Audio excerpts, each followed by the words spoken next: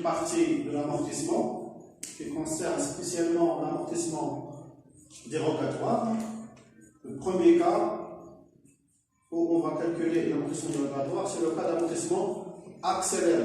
Donc, l'amortissement accéléré, c'est un amortissement que l'administration autorise quelques entreprises pour les encourager à réinvestir.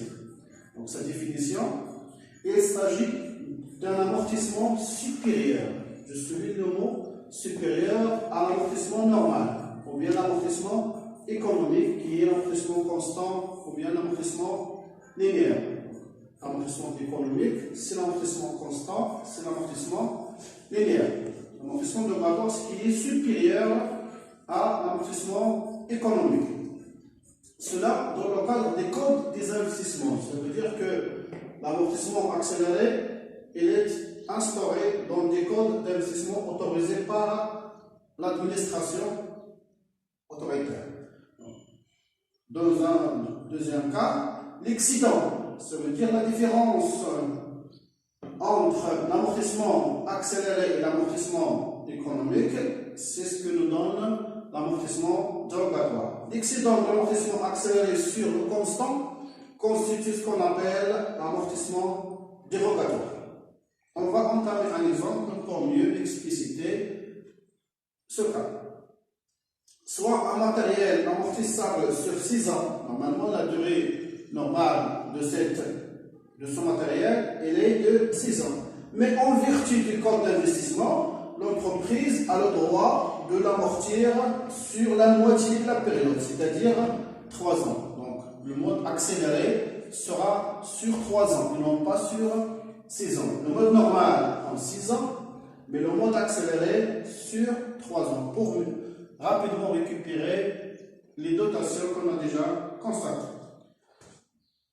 V0 de ce matériel est égal à 60 000, la durée normale 6 ans, date d'acquisition le 1er janvier N. Là, je mets la définition de l'amortissement dégressif qui est égal à l'amortissement fiscal qui est accéléré moins l'amortissement économique qui est linéaire ou constant. Donc, on a une opération de soustraction, 2 cas se posent. Soit le résultat est positif, on va calculer une dotation. Soit que le résultat est négatif, c'est une reprise. Donc, l'annuité constante, c'est 60 000 dirhams divisé par le nombre d'années normales, 6 ans me donne 10 000. Par contre, l'annuité pour le mode fiscal ou bien accéléré, 60 000 divisé par la durée probable de 3 ans, et nous donne un résultat de 20 000 dirhams.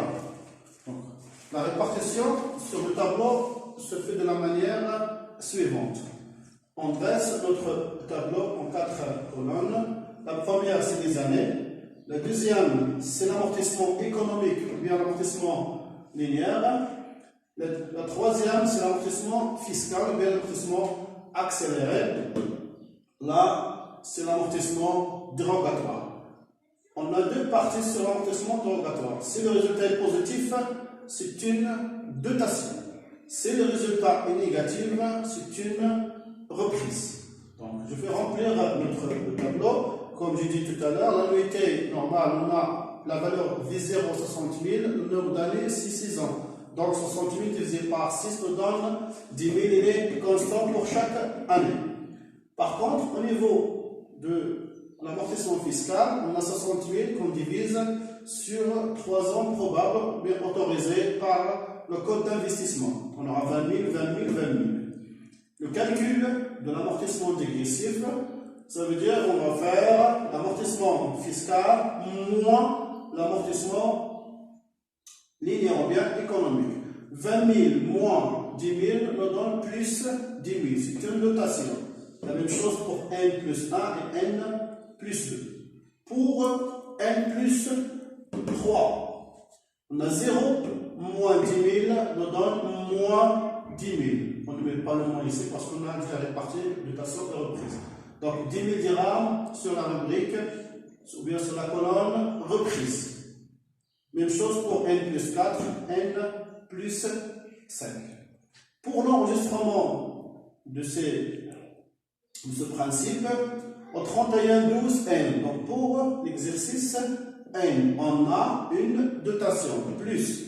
Donc, on enregistre d'abord l'annuité économique DEA 61,93 et on va créditer l'amortissement des immobilisations, des installations techniques et matérielles outillage 28,33, 10 000, 10 000. Donc, ces 10 000, c'est là. C'est la valeur de la dotation économique ou bien l'annuité constante. Le même jour des taux, dotation non courante 65,94 en contrepartie provision aux amortissements dérogatoires 13,51. Là, c'est provision 13,51 qui figure sur le passif du bilan. Donc, ces 10 000 dirhams correspondent à la dotation supplémentaire. Les premiers 10 000 dirhams, c'est l'annuité constante. Deuxième 10 000 dirhams, c'est la dotation supplémentaire. Même chose pour l'exercice N plus 1 et N plus 2 parce que nous avons une dotation supplémentaire. Maintenant, on va revenir sur le point où il y a un changement d'orientation. On a une reprise à partir de l'exercice N plus 3. Tout à fait. Au 31-12 N plus 3, je dois enregistrer les 10 000 dirhams de l'annuité économique. Voilà, 10 000 dirhams, DEA et amortissement. Le même jour, je vais reprendre cette colonne-là, donc je vais faire une reprise de 10 000 dirhams de la manière suivante. Je vais débiter provision aux amortissements dérogatoires que j'ai déjà crédité, donc je vais les débiter 13,71. En contrepartie, reprise sur amortissement dérogatoire, le compte 75 941, 10 000 dirhams. Donc ces 10 000 dirhams, c'est là. Les autres 10 000 dirhams, je pense que, et aussi au niveau de l'exercice N plus 4 et N plus 5, la même chose que au 31-12, N plus 3.